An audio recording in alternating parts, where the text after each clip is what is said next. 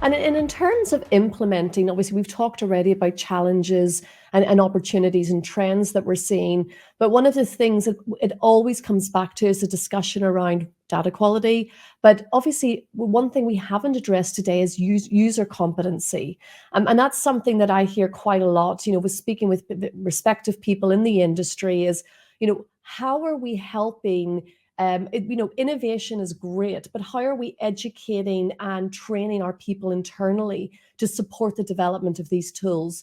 Obviously, that's, I'm sure, something that your clients continually are asking, and it's a concern they have. So, how are you approaching that? Yeah, I think it's one of the core foundational, pain points of the AML compliance industry. I say that a Ferrari is only as good as the driver driving it. So whatever technology, whatever something you build, it's only as good as long as it is being actually used and utilized to its full potential.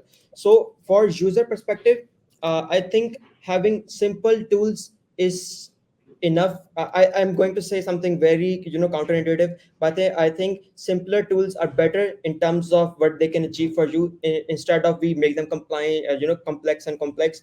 I know that in the industry there's this very challenge, and many MLROs, and I don't know what they call MLRs in different countries, but there's many compliance officers that are required by law to set into different trainings. There's like 10-hour training on something, and then there's Yeah. like a 20-hour mandatory training on something, but eventually it is not linked with the real problems they have daily to daily onto a solution. So I think number one thing is that to build simpler solutions that do a lot of things but are still simple in terms of their intuitiveness, in terms of their interface, and in terms of how everything is laid out there. So simplicity is the number one thing. Yeah. Secondly, there's the point of there's mandatory trainings are already part of the regulations, and all of the state banks make the financial institutions follow all of the mandatory trainings.